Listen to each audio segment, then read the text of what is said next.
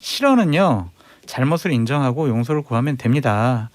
2012년도에 박근혜 전 대통령이 대통령 후보 시절에 5.16은 혁명이었습니다. 그래가지고 난리가 난 적이 있어요. 그래서 저희 캠프에 있는 사람들도 야 이거 정말 이런 캠프 그냥 다녀야 되나 고민도 많이 했는데 며칠 후에 박근혜 전 후보 대통령이 진솔하게 용서를 구했거든요. 그 예를 참고하셔라 말씀드립니다.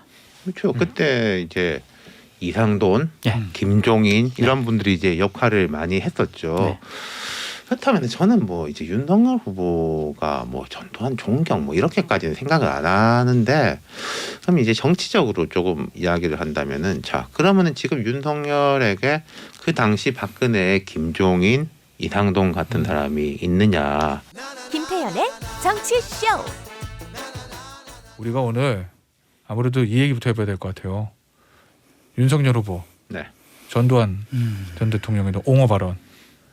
일단 이게 이런 발언, 이게 일단 실언이잖아요. 이거는 잘못한 거죠. 원희룡 후보는 망언 중에 망언이라고 그러더라고요. 네. 이게 당내에서도 좋은 얘기가 안 나오니까. 저는 물거품이다라고 말씀드리고 싶어요. 윤석열 후보라는 개인에게도 큰 타격이 됐지만 그동안 호남의 마음을 사기 위해서 상당히 노력을 해왔던 국민의힘의 여러 가지 노력과 성과들이 다 물거품이 되지 않았느냐라는 생각이 듭니다. 이것은 단순히 이번 경선 과정 중에서의 문제뿐만이 아니라 내년 대선 본선 과정 중에서도 국민의힘 자체에 큰 타격이 될 것 같다.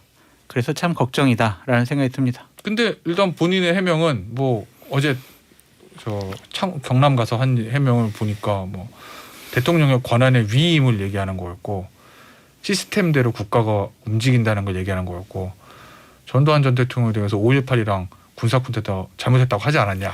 앞뒤 맹내가 다 잘라먹은 거다. 뭐 이렇게 얘기하던데 그건 어떻게 평가하세요? 한마디만 더 말씀드리면 정치인의 발언은 해명을 하게 되면 실패한 거예요. 그냥 그 메시지 자체로 국민들이 아 그래 하면서 감동을 받거나 설득을 당하거나 해야지 제 사실은요 제 뜻이 이런 게 아니거든요 하고 해명하기 시작을 하면 그 메시지는 실패한 거다라고 말씀드립니다. 뭐 다 맞는 말씀이에요.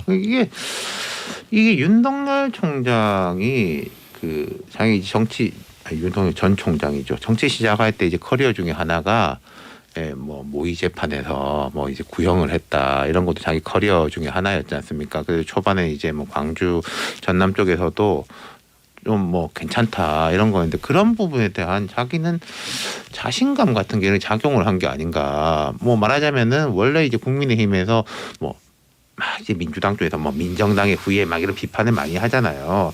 그런 게 이제 약간 있는 사람도 오히려 되게 조심하는데 나는 뭐 그런 것도 없는데라는 그런 좀 무의식적인 그 조심하는 기제가 없는 거죠. 그리고 이게 안 좋은 것은 뭐 이 발언 자체에 대해서는 여러분이 말씀하셨으니까 전 다른 각도로 이렇게 보자면은 반복돼요. 이런 식이. 그리고 내 진위는 그게 아닌데 라고 자꾸 이제 설명을 하려고 하잖아요. 120시간. 네, 그러면서 제가 생각할 때는 윤 전 총장이 이런 게 반복되는 거에 대해 가지고 문제라고 생각하지 않는 게 아닌가. 아 이게 내 진위가 잘못 전달돼서 그렇지 진위를 충분히 전달하면은 다 이해하실 분들은 이해한다. 나에게 대해 가지고 막 이제 뭐라고 하는 사람들은 그 나를 원래 이렇게 비판하고 싶어 하니까 꼬투리 잡아가지고 비판하는 거다라고 인식하는 게 아닌가. 물론 이건 제가 조금 관심법의 영역입니다만은 그게 더 문제일 수 있는 거예요. 남들이 다 문제라고 생각하면 문제인가 보다 해야 되지 남들이 다 문제라고 하는데 문제가 아니라고 하면 안 되는 거죠. 예컨대 이게 모두 인권의 문제다. 에너지 전환의 문제다. 경제의 문제다라는 건 이제 정책적 소신일 수가 있는 거잖아요. 그럼 조금 소수라도 하더라도 자기 소신을 지켜나가고 내가 끝까지 이걸 이제 추진해 나가겠습니다. 이럴 수가 있는데 이건 뭐 그런 영역이 아닌 거잖아요. 제가 볼 때는 고집할 이유가 전혀 없는데 이런 고집하는 모습을 보이는 게 더 문제. 짧게만 말씀드리면 이것은 전직 대통령에 대한 공과 문제로 따질 건 아닌 것 같아요. 전두환 전 대통령 같은 경우엔 국민을 향해서 총을 쐈잖아요. 국민을 죽였습니다. 그런 분에 대해서 공과를 따져서 예를 들면 인사를 잘했고 그 당시에 경제가 좋았고 물가가 안정됐고 88 올림픽도 유치했고 이런 식의 공을 얘기하면서 그 과를 덮을 수 있다? 이것은 아닌 것 같아요. 국민의 생명과 안전을 지키는 것이 최고 지도자가 할 일인데 그런 국민을 향해서 총뿌리를 겨눴습니다. 그분에 대해서 정치를 잘했다라고 판단하는 것이 망언과 실수가 아니라 본인의 가치와 철학이 그렇게 생각을 하고 있는 것이 아니냐. 그렇다면 이건 국가 지도자로서 자격이 없는 생각과 판단을 하고 있다라고까지 비판받을 수가 있어요. 자, 일단 문자를 좀 제가 소개를 해드릴 건데 저희 이제 윤석열 후보에 대한 어떤 이슈가 터지면 옹호 발언도 많고 비판 발언도 많거든요. 그러니까 저희 이제 윤석열 후보를 옹호하시는 분들도 문자를 많이 보내요. 근데 오늘은 좀 다릅니다. 김석재님, 우리 고향에서 이장 출마를 하더라도 전두환 옹호는 득될 게 없어요. 정권 교체를 희망하는 유권자로서 도대체 너무 동떨어진 후보의 언행, 자질의 의구심이 증폭되는만요. 384 하나님, 윤석열 후보 전두환 씨 옹호는 아니지요. 5.18 학살을 되돌려 보세요. 함부로 그런 말 못합니다. 3283님, 전두환 추종하는 세력에 표 얻고자 한 발언 같은데 검사 구수했듯 대통령 후보도 구수는 해야 할 듯. 백종수님, 호남분들도 그렇게 한다고 했는데 대체 어느 분들이 그런 얘기 하셨을까요? 뭐 지금 제가 소개해드린 것처럼 뭐 그동안 윤석열 전 후보를 좀 옹호하셨던 분들도 이 발언에 대해서는 조금 비판적인 시각이 많은 것 같아요. 뭐 전수조사를 한 건 아니지만 그럼 여기서 두 개만 짚어볼게요. 왜 이런 실언이 자꾸 문제가 반복되느냐 하나랑 캠프는 이거를 어떻게 뚫고 나가야 되는지 조언 한마디 해주시죠. 그러니까 이렇게 생각을 하시니까 그런 말들이 계속 나오는 거다라고 보여집니다. 술자리에서 할 얘기와 공적인 자리에서 할 얘기는 분명히 다른데 그것을 너무 편하게 안이하게 생각을 하시는 것이 아닌가라는 생각이 들고 어제 보니까 몇몇 캠프의 분들은 막 말을 제대로 못 하시더라고요.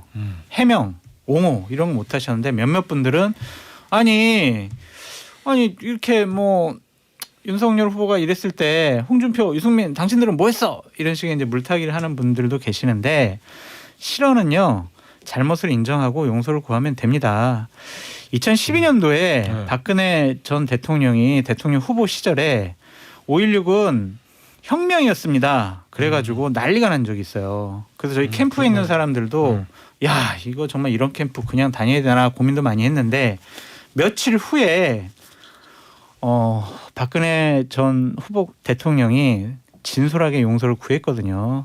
그 예를 참고하셔라 말씀드립니다. 그렇죠. 그때 이제 이상돈, 네. 김종인 이런 분들이 이제 역할을 많이 했었죠. 네. 그렇다면 저는 뭐 이제 윤석열 후보가 뭐 전두환 존경 뭐 이렇게까지는 생각을 안 하는데 그럼 이제 정치적으로 조금 이야기를 한다면은 자 그러면은 지금 윤석열에게 그 당시 박근혜의 김종인, 이상돈 같은 사람이 있느냐? 쓴소리를 할 수 있는 네, 사람. 그리고 좀 이제 권위 있게 뭐 좌장이라든지 이런 식의 역할 캠프네 그게 있느냐? 그리고 두 번째로는 그 아주 윗사람 말고 저 옆이나 아랫사람을 이야기하는 건데. 제가 아침에 딴 데서도 그런 이야기를 하고 왔는데 문재인 대통령 후보 시절에 김경수 수행 담당 옆에 있던 김경수 지사하고 문재인 대통령 관계는 김경수 지사가 이제 연배도 훨씬 어리고 하지만은 신뢰관계가 매우 높기 때문에 후보님 이거 안 됩니다. 이거 빨리 바로 잡아야 됩니다. 그런가? 라고 할 수 있는 그런 관계가 있었는데 지금 그렇다면은 윤석열 옆에는 그런 김경수 같은 존재가 있느냐. 김종인도 없고 김경수도 없는 거 아니냐. 물론 제가 캠프에 있는 분들의 문제라고 생각은 안 해요. 뭐 아마 이런 건 누가 써줬겠어요.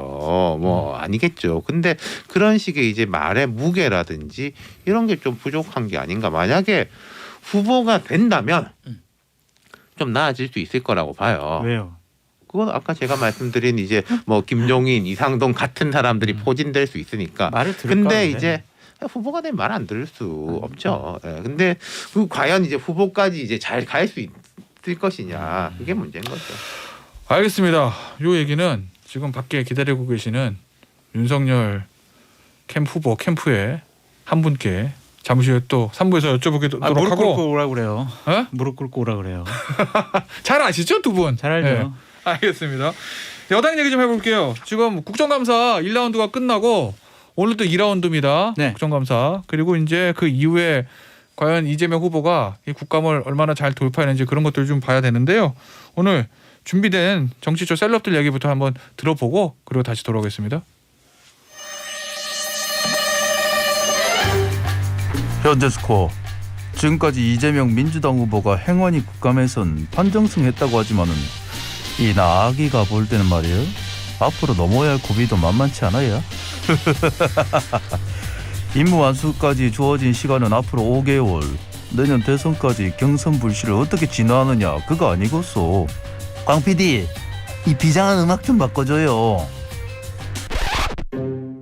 2007년 경선 당시 이명박 박근혜 때 비하면 뭐 이번엔 아무것도 아니지. 명락대전이 곧 명락회동으로 마무리되고요. 이재명 후보와 문재인 대통령이 그 주먹 하이파이브 하는 모습 보게 될 거예요. 원팀 회복? 그건 말이 쉽지. 게다가 문 대통령 입장에서는 이재명 후보의 반문 꼬리표도 부담스러울 거라 나 이렇게 확신하는 바입니다. 어떻게 하냐고요? 나 해봤잖아. 2012년 내 그 대통령 당시 새누리당 대선 후보로 확정된 박근혜 후보를 만나는데도 뭐 13일이나 걸리지 않았어요? 아유 뭐 이렇게 복잡해요. 게다가 송영길 대표가 이재명 당선이 곧 정권 교체다 이렇게 얘기했는데요. 이재명 후보가 당선되면 왜 정권 교체예요? 민주당 후보 아니에요? 그 고차 방정식보다 복잡한 정치권 속내 우리 저 타짜 두 분이요. 일타 강사처럼 막 화끈하게 좀 설명해줘요. 화끈하게 설명해 달라는데요. 일단은 이재명 후보 경기도지사로서 국감 월요일날 받았고 이제 오늘도 이제 지금 곧 시작이 될 것 같습니다. 그러니까 오늘까지 끝나고 나서 국감에 대한 평가는 뭐 다음 주에 해보도록 하고 그러면 일단 국감 끝났으니까 경기도지사직 사퇴하고 본격적인 본선 행보를 할 거 아니에요. 네. 이재명 후보가 본선 행보를 함에 있어서 가장 중요한 게 뭔지부터 좀 짚어볼까요? 이게 사실 10월 10일 날 했어야 되는 게 미뤄진 거예요. 말하자면은 뭐 원팀이다, 뭐 선대위 구성이다, 우리 이렇게 새로운 사람도 이렇게 했다, 뭐 대화합이다 해야 되는데 대장동 때문에 미뤄진 것이고 어쨌든 이재명 후보 쪽 입장에서는 국정감사를 모멘텀으로 삼아가지고 아마 오늘 국감 끝나면은 다 해명했다라고 하고 이제 그런 진도를 나가겠죠. 이게 근데 이재명 후보한테만 되는 건 아니고 항상 여당 후보들한테는 사실 정치라는 게 되게 상반되는 요구를 받을 때가 되게 많지 않습니까? 화끈해야 돼. 안정적이어야 돼. 뭐 이런 식으로. 그러니까 이재명 후보한테 지워진 숙제는 대화합의 원팀 그리고 문재인 대통령과의 긍정적 차별화. 긍정적 차별화. 라는 그 두 가지를 다 이뤄내야 되는데 긍정적 차별화를 어떻게 해 근데. 소리 없는 아우성 같이 들리잖아요. 나 지금 그 얘기하려고 그랬는데. 긍정적 차별화는 있을 수 있죠. 더 낫다. 이게 긍정적 차별화. 자기가 더 낫다. 그런 걸 해야 되는데 지금 이제 상황이 이제 좋지 않은 건 다 아는 것이고 이렇게 갈 수 있을지 뭐 할 수 청와대하고 관계는 그렇게 나빠 보이지는 않아요. 어쨌든 간에. 근데 이제 저 이낙연 전 후보 측 하고 이제 관계 형성. 원팀. 그리고 청와대와 관계가 이제 나쁘지 않은데 이런 거가 있죠. 여당 대선 후보가 국민들한테 인기도 좋고 해가지고 청와대를 이렇게 좀 케어하고 안고 이런 느낌을 줘야 되는데 지금은 대통령 지지율도 더 높고 좀 이재명 지사는 약간 이렇게 흔들리는 모습이 있으니까 오히려 청와대가 이렇게 케어하는 모습을 보인단 말이에요. 이건 별로거든요. 숫자로 보면 대통령 지지율 숫자가 높게 그러니까요. 그 두 가지 과제가 다 있는 거죠. 자 그러면 이렇게 물어볼게요. 이제 오늘 국감 이제 끝나고 나면 임태군 실장 얘기한 대로 이재명 후보는 야 대장동 다 이제 해명됐어라고 얘기할 건데 본인이 얘기하는 거하고 중도층 유권자의 판단이 꼭 일치할지 아닐지는 않죠. 봐야 되는 거잖아요. 네. 끝난 거예요 대장동 문제가 그럼? 아니죠. 예를 들면 예전에 조국 전 장관이 청문회 나와서 본인 얘기 다 하고 기자회견도 다 하고 윤미향 의원도 본인 얘기 다 했어요. 네. 지지층들은 야 그래 해명 잘했다 아무 문제 없구나 라고 생각했지만 대다수의 국민들은 조국 전 장관 윤미향 씨 다 잘못했다고 생각을 하지 않았습니까? 지금도 여론조사를 보면은 이것은 특검으로 가야 된다라는 것과 대장동은 이재명 게이트다라고 생각하는 분들이 상당수 높아요. 그런 국민적인 기본적인 인식을 갖고 있는데 나는 잘못한 게 아니에요. 국민의힘 게이트예요. 이게 얘기한 거는 대다수의 국민들 특히 중도층으로부터도 버림받을 수 있다. 조국 전 장관 윤미향에 대해서 중도층과 국민들이 생각했던 기본적인 인식의 틀 그것과 같은 수준으로 이재명 후보에게 대해서 생각할 수가 있다라고 보여져요. 저 사람 국민과 다른 비상식적인 판단을 하네.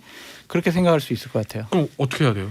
이재명 후보요? 네. 자꾸 아니라고 해야죠. 뭐 기라고 하겠습니까? 이제는 그렇게 가는 수밖에 없어요? 없다. 네. 호랑이 등에 올라탔다. 뭐 이런 거예요? 그러니까 지금 이제 상반된 이야기인 거잖아요. 국민과 인식틀을 같이 가는 게 중요한데 그럴 수는 없다. 뭐 이렇게 돼버리는 거 아니겠습니까? 그러니까 컨설팅이 아닌데? 제가 생각할 때 이재명 후보가 현실적으로 선택할 수 있는 것은 현실적 선택할 수 있는 거. 없어요. 이게 뭐 아니요. 그러니까 뭐 국민의힘 게이트이기 때문에 국민의힘 뭐 잘못한 걸 내가 밝혀내고 폭로하겠다가 아니라 네.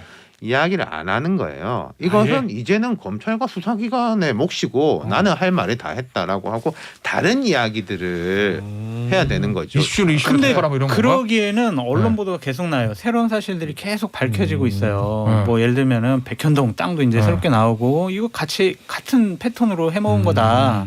그래서 계속 언론 보도가 나오기 때문에 이것을 아무 말 안 하고 가만히 있는다고 이슈가 죽지는 제가 않는다. 이제 이거 이런 뭐 또 누구 뭐 칭찬하는 건 아니지만은 이명박 전 대통령이 대선 후보 시절에 아침 저녁으로 BBK 네. 뭐 그 이야기 했지 않습니까? 네.